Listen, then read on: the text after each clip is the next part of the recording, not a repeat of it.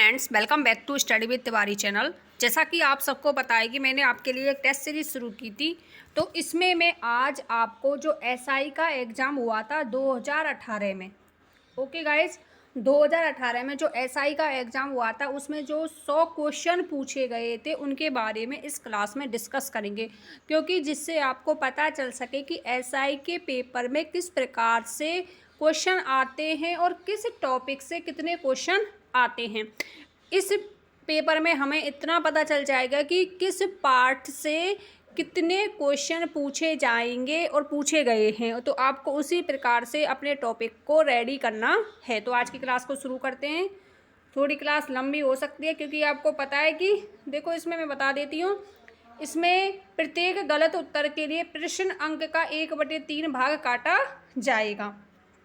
और इसमें क्या है, सभी प्रश्नों के उत्तर दीजिए, प्रत्येक प्रश्न का केवल एक ही उत्तर होगा और 100 क्वेश्चन होंगे। इसमें समय दिया जाएगा आपको 2 घंटे का। तो आज की क्लास को शुरू करते हैं। बर्तनी की दृष्टि से शुद्ध शब्द पूछा गया है। तो गाइज मैं आपको बताना चाहूँगी, अभी जो उसका सेकंड ग्रेड का एग्जाम हुआ है उसमें भी ये शब्द पूछा गया था कि शब्द कौन सा शब्द शुद्ध है। यही प्रश्न था, सेम के सेम, और यही ऑप्शन थे। आप देख सकते हैं आपकी विविध परीक्षाओं के पेपर सॉल्व करने से हमारा कितना फ़ायदा हो सकता है।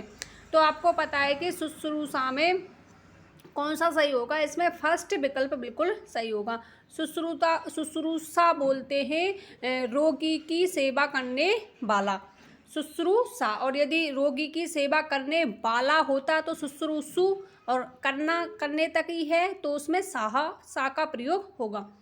निम्न में से किस शब्द में बे उपसर्ग नहीं है, इसमें पूछा जा रहा है नहीं है। बेचारा, बेचान, बेईमान और बेवकूफ़। तो बताइए कौन सा होगा इसमें। आपको पता है बेधन चारा इसमें भी है, बेईमान में भी है, बेवकूफ़ में। लेकिन बेचान शब्द बेच धन ना से बना है। बेचान ये भाववाचक संज्ञा है, ना कि इसमें उपसर्ग है। नेक्स्ट, डिस्चार्ज पिटीशन के लिए सही पारिभाषिक शब्द है, तो इसका अर्थ होगा उन्मोचन याचिका। क्या होगा इसका? उन्मोचन याचिका। बर्तनी की दृष्टि से कौन सा शब्द अशुद्ध है, तो इसमें पूछा जा रहा है अशुद्ध। अभी जो सीईटी का एग्जाम लगा है उसमें ये सुपरखा शब्द पूछा गया था। अशुद्ध या अशुद्ध में यही क्वेश्चन था, सेम के सेम, बिल्कुल सेम यही क्वेश्चन था।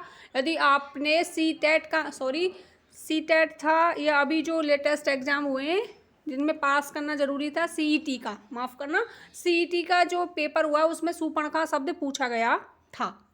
सुपर्णखा बिल्कुल सही है। श्वेतांगी बिल्कुल सही है। सर्पधन इन्हीं से सर्पणी बिल्कुल सही है, लेकिन चतुरणी नहीं होता। चतुर विशेषण होता है तो उसका स्त्रीलिंग में जो विशेषण बनता है वो बनता है चतुरा। क्या बनता है? चतुरा। नेक्स्ट, किस वाक्य की क्रिया की इच्छार्थक वृत्ति का प्रयोग हुआ है, तो वृत्ति पर भी क्वेश्चन पूछा जा रहा है। इसमें इच्छार्थक वृत्ति, आपने यदि वाक्य के प्रकार पढ़े होंगे उसमें उसी के हिसाब से हो जाएगा। ये इच्छा मतलब हम किसी को आशीर्वाद देते हैं, उसी आशीर्वाद देना या किसी की अच्छी कामना करना, उसी के लिए प्रयोग होता है इच्छार्थक वृत्ति। ईश्वर सबका कल्याण करे, तो इसका राइट आंसर होगा तीसरा विकल्प। नेक्स्ट, कौन से शब्द में केस का पर्यायवाची नहीं है। क्वेश्चन को अच्छे से पढ़ें, कहाँ पर क्या पूछा जा रहा है उस पर ज़रूर फोकस करें कि नहीं पूछा है या है पूछा है। क्योंकि मेरी फ्रेंड थी, उसने अभी जो रीट का एग्ज़ाम हुआ है उसमें पूछा गया क्वेश्चन था कि मौखिक इकाई, मौखिक लिखित निम्नलिखित में से कौन सी लिखित रूप से सबसे छोटी इकाई होगी, तो उसने उसको मौखिक समझ लिया, उसने उसमें ध्वनि कर दिया, तो उसका नेगेटिव भी हो गया और एक क्वेश्चन गलत भी हो गया। इसलिए ध्यान से पढ़ें, इसमें नहीं पूछा जा रहा है कि इसका पर्यायवाची नहीं है। कुंतल होता है, कच्छ होता है, सुरोरूहु होता है, लेकिन सरोरूहु नहीं होता। सरे धन रूहु, सरोवर का होता है, ना कि केस का। सीधी उंगली से घी नहीं निकलता, लोकोक्ति का भावार्थ है। सीधी उंगली का बहुत सीधा होने से काम नहीं चलता। बहुब्री समास है, बहुब्री समास किसमें है? पंचपात्र, इसमें तो द्विगु हो गया। त्रिभुवन, इसमें भी द्विगु हो गया। चतुर्युग, इसमें भी द्विगु हो गया। भगवान के नाम पर जितने भी नाम आएंगे ना वो सारे के सारे बहुब्री समास में होंगे, क्योंकि आपको पता है बहुब्री समास अद्वितीय होता है। उसमें एक इशारा काफी होता है, जैसे कि चतुरानन, चार हैं आनंद जिसके, तो किसके लिए होगा? ब्रह्मा के लिए। तो इसका राइट आंसर होगा दूसरा। नेक्स्ट, इनमें से कौन सा विकल्प सरल वाक्य के अंतर्गत आएगा? सरल वाक्य बताना है, बस में खराबी थी इसलिए दुर्घटना हुई, ये तो संयुक्त हो गया। प्रधानमंत्री ने कहा कि, ये हो गया मिश्र वाक्य। श्याम आया और मोहन चला गया, ये हो गया संयुक्त वाक्य। तो सरल वाक्य वो होता है जिसमें एक उद्देश्य हो और एक विधेय हो, और एक ही झटके में जो बुल जाए, एक ही सांस में जो बुल जाता है, वो सरल वाक्य होता है जिसमें एक उद्देश्य होता है और एक विधेय होता है। छात्रा ने बहुत ओजपूर्ण स्व रचित कविता सुनाई। नेक्स्ट 100 क्वेश्चन करने हैं हमें आज। व्याकरण की दृष्टि से शुद्ध वाक्य है, व्याकरण की दृष्टि से शुद्ध वाक्य पूछा जा रहा है। इसमें प्राचार्य ने विजेताओं को पुरस्कार भेंट किए, गलत बात है। पुरस्कार प्रदान किए जाते हैं, भेंट नहीं किए जाते, तो गलत हो गया। वह पाँव से जूता उतार रहा था, गलत हो गया, क्योंकि कपड़े उतारे जाते हैं और जूता निकाला जाता है। रमा को उसकी योग्यता पर अहंकार है, उसकी पर क्यों होगा? अपनी पर होगा, योग्यता तो अपनी होती है। तो रमा को अपनी योग्यता पर अहंकार नहीं होता, गर्व होता है। अपनी योग्यता पर क्या होता है? गर्व, ये भी गलत। वह विदुषी महिला, ये बिल्कुल सही है। कौन सा विलोम युग्म गलत है? क्या पूछा जा रहा है? गलत। मूक का वाचाल, बिल्कुल सही है। संपन्न का विपन्न, बिल्कुल सही है। मितव्ययी का अल्पव्ययी नहीं होता, ये तो समानार्थक शब्द हो गए। मितव्ययी या अल्पव्ययी का होगा, क्या होगा? आप कमेंट बॉक्स में जरूर बताना अल्पव्ययी का क्या होगा और मितव्ययी, ये तो दोनों समानार्थक शब्द हो गए। सम्मुख का क्या होगा? विमुख। राइट आंसर तीसरा होगा उसमें, तीसरा। नेक्स्ट क्वेश्चन, वाक्य की दृष्टि से कौन सा कथन सही नहीं है? रचना के आधार पर वाक्य के 3 भेद होते हैं, सरल, संयुक्त और मिश्र, बिल्कुल सही है। अर्थ के आधार पर भी वाक्यों के वर्गीकरण किया जा सकता है, बिल्कुल सही है। 8 प्रकार से किया जा सकता है। उद्देश्य और विधेय वाक्य के आवश्यक घटक होते हैं, बिल्कुल सही है। क्रिया को उद्देश्य और कर्ता को विधेय कहते हैं, ये गलत है, उल्टा कर दिया कि कर्ता को तो उद्देश्य कहते हैं और क्रिया को विधेय कहते हैं। बहुत से बच्चों में ये कन्फ्यूजन होता है कि उद्देश्य से आगे आएगा का पीछे, तो ऐसे ध्यान रखना, उद्देश्य शब्द में उ पहले आता है ना, वी बाद में आता है। तो उद्देश्य हमेशा कर्ता के साथ होता है और विधेय हमेशा क्रिया के साथ होता है, तो इसमें उल्टा कर दिया था। राइट आंसर होगा 4th विकल्प। निम्न में से मिश्र वाक्य कौन सा है? आपको मिश्र वाक्य बताना है कौन सा है, बताइए। प्रधानाध्यापक जी ने कहा कि जहां पर मिल जाए, की मिल जाए, जिसे मिल जाए, जिसको, जहां, तहां, तब, जब, क्योंकि, इसलिए, तो वहां मिश्र वाक्य होता है। तो राइट आंसर हो गया पहला विकल्प। नेक्स्ट देखो, अब ये तरीका गया, ये क्वेश्चन बहुत अच्छा लगा मुझे कि एक ही क्वेश्चन में आपको कम से कम 4 कारक पूछ लिए। ऐसे क्वेश्चन आते हैं तो करने में भी मजा आता है, क्योंकि सीधे सीधे क्वेश्चन तो हर कोई कर देता है। ऐसे क्वेश्चन होते हैं जो भीड़ से हमें अलग करते हैं।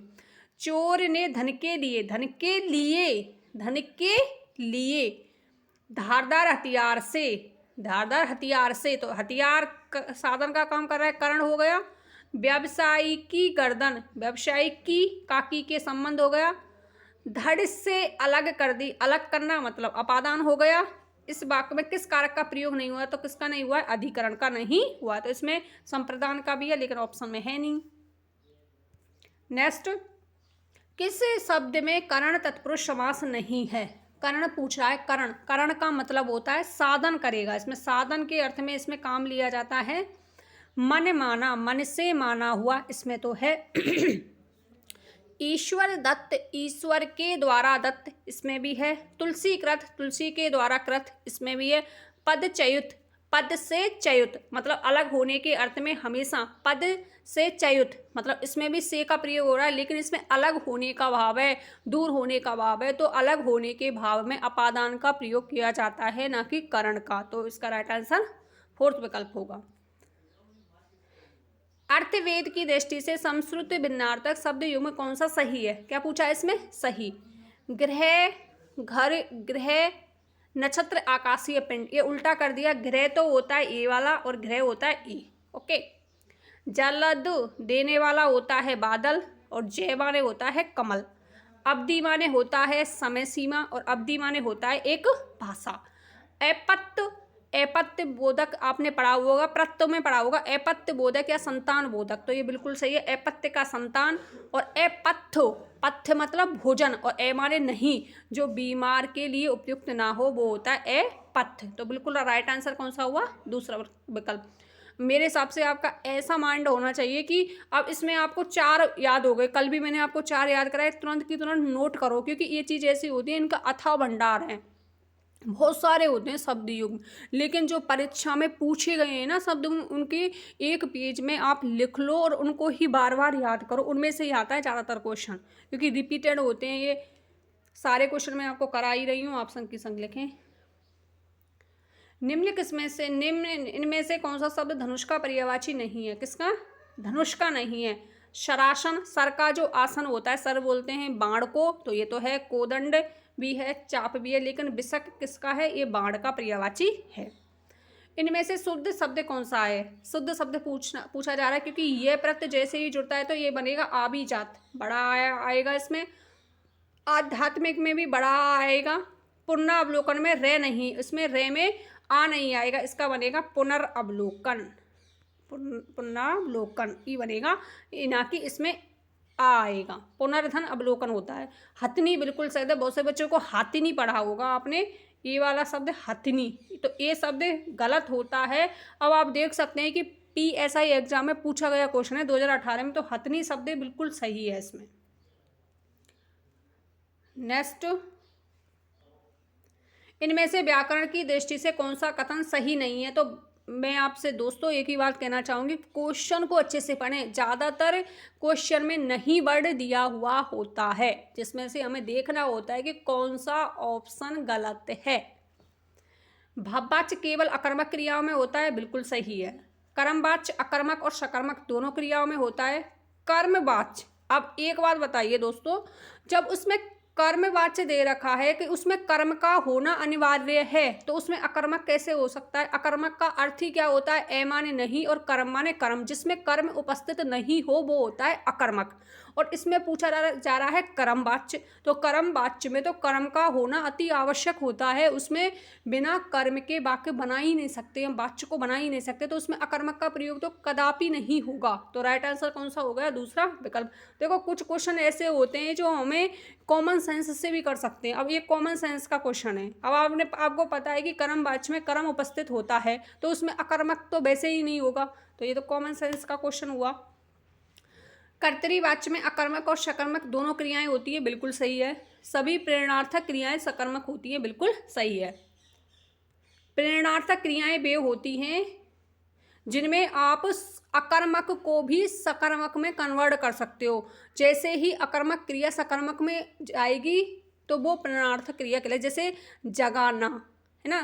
प्रेरणार्थक क्रिया में कर्ता स्वयं कार्य ना करके किसी दूसरे के द्वारा कार्य को करवाया जाता है, वो होती है प्रेरणार्थक क्रिया। वर्तनी की दृष्टि से अशुद्ध शब्द पूछा जा रहा है, कौन सा होगा? दुरअवस्था, दुर्धन अवस्था, बिल्कुल सही है। गृहिणी, बिल्कुल सही है। रचयित्री, रचयिता बनता है, और रचयिता का स्त्रीलिंग रूप जो बनता है वो बनता है रचयित्री, बिल्कुल सही है। लेकिन सरोजनी, सरोजनी बनता है, इन्हीं प्रत्यय होता है इसमें, सरोजनी। ओके, तो इसमें ई नहीं है, इसलिए ये गलत हो गया। जिसको थोड़ा ज्ञान हो, थोड़े का मतलब होता है, अब यदि आपको संस्कृत का वर्ड पता हो कि थोड़े को हम क्या बोलते हैं? अल्प, तो अल्प एक ही विकल्प में है, अल्प धन ज्ञ। अल्प मतलब थोड़ा और ज्ञ माने ज्ञान, तो अल्पज्ञ। व्याकरण की दृष्टि से कौन सा वाक्य सही नहीं है? क्या पूछा है? सही नहीं है। परशुराम की क्रोधा अग्नि से सभी आतंकित थे, मरीज को यथा समय दवा देनी चाहिए, मैंने गुरुजी के दर्शन किए, वह सदैव ही सत्य बोलता है, तो इसमें कौन सा हो गया? तीसरा विकल्प। अब आपको पता है सदा धन एव, सदा धन एव, तो सदा धन एव, तो सदा मतलब हमेशा, एव माने एव का अर्थ भी क्या होता है? ही होता है, और इसमें ही भी दे रखा है, तो इसलिए ये गलत हो गया। किस शब्द की संधि सही है? सही बतानी है। इसमें एक शब्द ऐसा है जिसकी संधि बिल्कुल सही है, तो स्त्रीधन उचित, स्त्रियोचित गलत है इसमें। नदी धन अर्पण, नद्यार्पण, ये भी गलत है। इसमें गलत आ गया। एक एक में डबल ए आता है, ना कि सिंगल ए, डबल आएगा इसमें। पितृधन अनुमति, पितृ अनुमति, ये बिल्कुल सही है। तो फोर्थ विकल्प बिल्कुल सही है। कर्मधारय समास नहीं है, इसमें दोस्तों क्या पूछा जा रहा है? कर्मधारय समास नहीं है। मैंने कल भी आपको बताया था, कर्मधारय समास की यदि आपको पहचान करनी है तो कैसा से क्वेश्चन करना होगा आपको। किससे? कैसा से। जैसे नील कमल, कमल कैसा है? नीला, नीला है जो कमल, ठीक है। काला सांप, सांप कैसा है? काला, काला है जो सांप। महात्मा, आत्मा कैसी है? महान, महान है जो आत्मा। तो इन तीनों में कर्मधारय समास है, लेकिन गजानन में कौन सा समास होगा? बहुब्रीहि समास होगा, क्योंकि गजानन किसके लिए प्रयुक्त होता है? गणेश जी के लिए। नेक्स्ट, किस विकल्प में क्रिया की पूर्णता बोधक पक्ष? अब दूसरा क्वेश्चन है ये पक्ष से संबंधित। अब पूर्णता, पूरा कार्य हो गया, अब बरसात रुक गई है। अध्यापक छात्रों को अनुशासन सिखाते हैं। किसान बहुत परिश्रम करता है। वह राष्ट्रभक्ति पूर्ण गीत लिखता है, करता है, सीखते हैं, लेकिन बरसात रुक गई। बिल्कुल पूर्ण हो गया इसमें कार्य, रुक गई। यदि बरसात हो रही है फिर तो ये अशुद्ध हो जाता, अपूर्णता बोधक हो जाता, लेकिन बरसात रुक गई, पूरा कार्य हो गया, तो इसमें पूर्णता बोधक पक्ष का प्रयोग हुआ है। नेक्स्ट,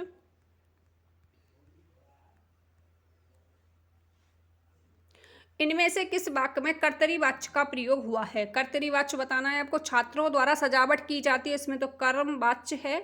मजदूर से दर्द के कारण उठा नहीं जाता, इसमें भाव वाच्य हो गया। आज नागरिकों द्वारा सफाई अभियान चलाया गया, इसमें भी कर्म वाच्य हो गया। मोहन पुस्तक पढ़ता है, सीता पुस्तक पढ़ती है। यदि कर्ता के बदलने पर क्रिया बदलती है तो उसमें कर्तरी वाच्य होता है। तो राइट आंसर कौन सा होगा? फोर्थ विकल्प। इनमें से कौन सा शब्द विदेशी मूल का, क्या पूछा जा रहा है? विदेशी मूल का नहीं है। बताइए कौन सा शब्द है जो विदेशी मूल का नहीं है? कायल भी है, चाय भी है, आपको पता है चाय तो है चीनी भाषा का शब्द है। तमाकू भी पुर्तगाली भाषा का शब्द है, और कायाल अरबी भाषा का शब्द है। लेकिन विज्ञापन हमारा ही शब्द है, तत्सम शब्द है विज्ञापन। कलाई खुलना मुहावरे का अर्थ क्या है? रहस्य प्रकट होना, सीधा सीधा अर्थ है कलाई खुलना, रहस्य प्रकट होना।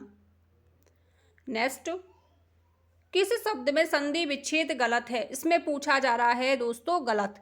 प्रतीक्षा, प्रतिधन, इच्छा, पहला ही विकल्प गलत हो गया। आपको पता है कि इच्छा में छोटी ई नहीं आती, बड़ी ई आती है। इच्छा में कैसी बड़ी आती है? इच्छा हुआ, ईर्ष्या हुआ, इच्छक हुआ, इन सब में बड़ी ई का प्रयोग किया जाता है। आप ईर्ष्या से याद कर सकते हो इच्छा, इसमें हमेशा बड़ी ई आती है। मधुधन अरि मधुवरी बिल्कुल सही है, कृष्ण का पर्यायवाची है ये। यथाधन इष्ट, यथेष्ट बिल्कुल सही है। पौधन अक पावक बिल्कुल सही है, अग्नि का पर्यायवाची है। नेक्स्ट, अर्धविराम का क्वेश्चन तो बहुत ही इजी आया है इसमें दोस्तों। अर्धविराम का सूचक चिन्ह कौन सा है? कल भी हमने पढ़ा था, अर्धविराम इस प्रकार से और ऐसे होता है, तो कौन सा होगा इसमें? दूसरा विकल्प। देशज शब्द कौन सा है? आपको बताना है। देशज, झोपड़ी, अफीम, पानी, तमाशा, तो कौन सा होगा इसमें से? देशज शब्द कौन सा होगा? झोपड़ी। कौन सा होगा? झोपड़ी। नेक्स्ट, किस विकल्प में सभी शब्द परस्पर पर्यायवाची हैं? परस्पर पर्यायवाची होने चाहिए। अब आपको पता होगा पओधर और उरोज और सरोज, सरोज तो कमल का हो गया, पओधर और उरोज ये स्तन के हो गए, तो ये तो नहीं हुआ। पाषाण और अश्म ये दोनों पत्थर के हो गए, लेकिन उत्पल किसका हो गया? कमल का हो गया, तो ये भी गलत। अग्नि, वाहिनी और अनिल ये दोनों अग्नि के हो गए, लेकिन ये किसका हो गया? वायु का, ये गलत। व्योम, नभ और अंबर ये तीनों अंबर के पर्यायवाची हैं, आकाश के पर्यायवाची हैं, परस्पर पर्यायवाची है। बिल्कुल राइट आंसर कौन सा होगा? तीसरा विकल्प। इनमें से किस शब्द में इल प्रत्यय नहीं है? कैसा प्रत्यय? इल। जटिल, जटाधन इल, इसमें तो है। स्नेहल, स्नेह धन इल, इसमें भी है। फेनल, फेन धन इल, इसमें ही है। लेकिन श्यामिल शब्द में श्याम धन इल से श्यामिल नहीं बनेगा, ये तो मूल शब्द हुआ। ओके, इसमें इल प्रत्यय नहीं होगा। किस शब्द में परा उपसर्ग नहीं है? कौन सा उपसर्ग? परा। पराधन मर्श, परामर्श इसमें है, पराधन भाव इसमें भी है, पराधन क्रम इसमें भी है, परायण, लेकिन परायण में परधन अयन होगा। कौन सा होगा? इसमें परधन अयन होगा। रेक के योग से ने का क्या हो जाएगा? अणय हो जाएगा। ये क्वेश्चन पटवार परीक्षा 2016 में भी पूछा गया था, परायण शब्द, और इसमें यही मिस्टेक थी। कम से कम उसमें 16 जो विकल्प, 4 विकल्प थे, उसमें से चारों विकल्पों में 4 ऑप्शन थे, 4 शब्द थे, कहने का मतलब है 4 शब्द थे, तो 16 थे, उसमें 16 उपसर्ग युक्त शब्द थे। उसमें परायण शब्द में भी परा मान रखा था, लेकिन इसमें परा नहीं होता। कौन सा होता है? पर होता है। ये पटवार में भी पूछा गया है 2016 में। मानसिक भाव छिपाना, वाक्यांश के लिए सार्थक शब्द क्या होगा? मानसिक भाव छिपाना होता है अभिहित्या।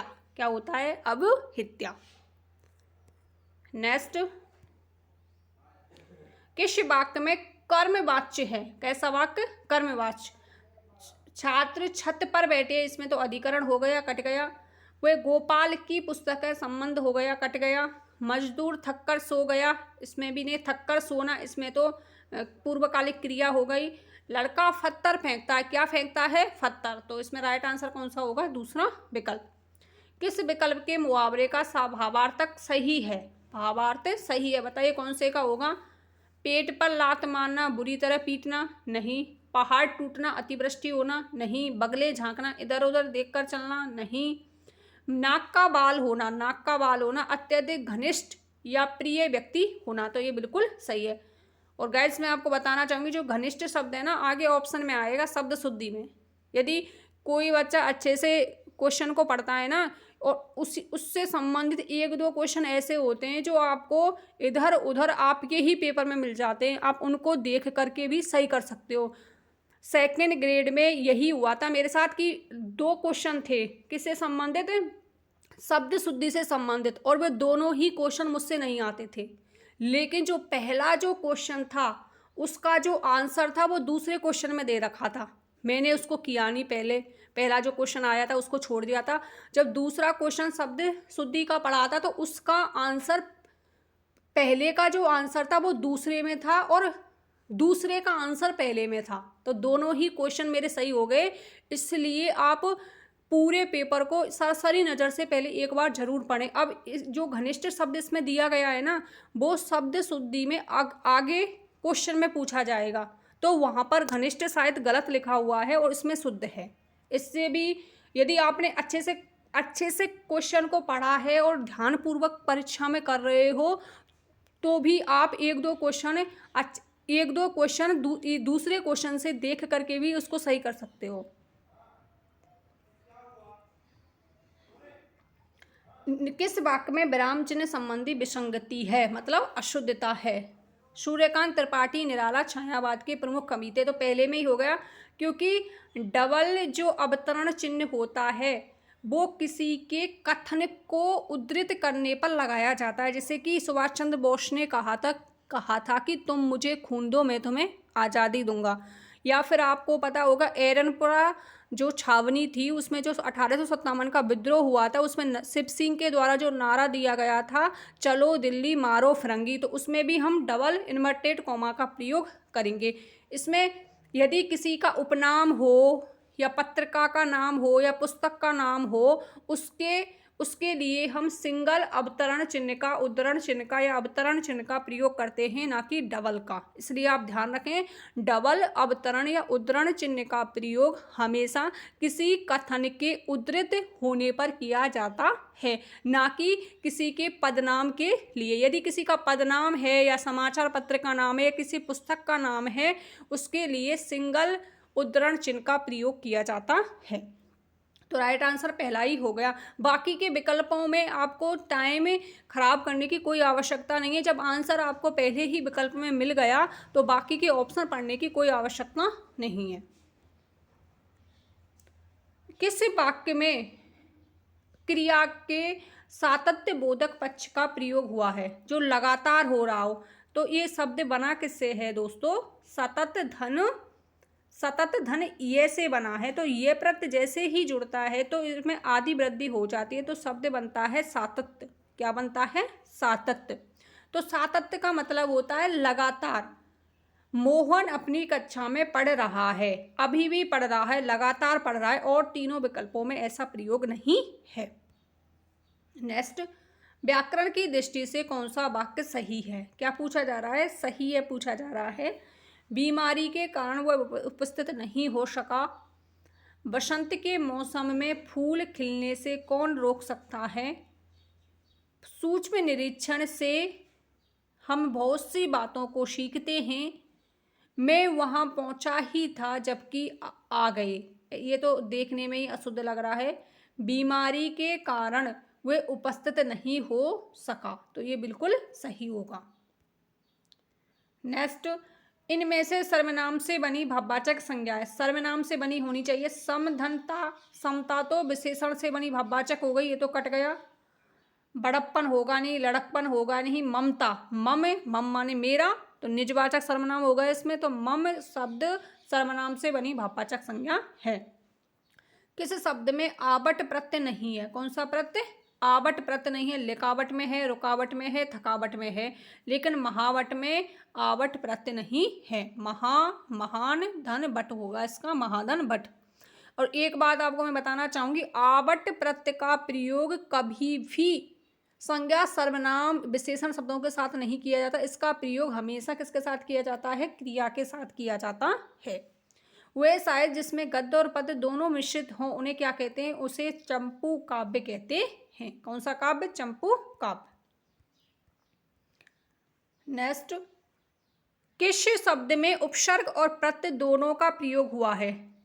उपसर्ग और प्रत्यय दोनों का, ये PSI एग्जाम की खासियत है कि इसमें जो भी उपसर्ग और प्रत्यय से संबंधित क्वेश्चन आते हैं वो एक साथ पूछता है। इसमें उपसर्ग और प्रत्यय वाला कौन सा शब्द है, कौन सा नहीं है, एक ही ऑप्शन में, एक ही क्वेश्चन में दोनों को पूछ लेता है, वो उपसर्ग है या प्रत्यय है।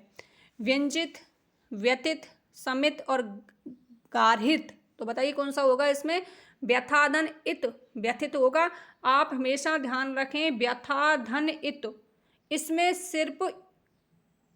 सिर्फ प्रत्यय है, ना कि व्यथा में बी धन अथा मत कर देना। व्यथा मूल शब्द है इसमें, ना कि इसमें बी धन अथा कर दोगे तो गलत हो जाएगा। इसमें सिर्फ प्रत्यय जुड़ा हुआ है। लेकिन व्यंजित में बी धनु अंज धन इत, व्यंजित में उपसर्ग भी है और इसमें प्रत्यय भी है। बी तो इसमें उपसर्ग है और इत इसमें प्रत्यय और अंज मूल शब्द है। लेकिन व्यथित में सिर्फ इत प्रत्यय है, इसमें उपसर्ग नहीं है।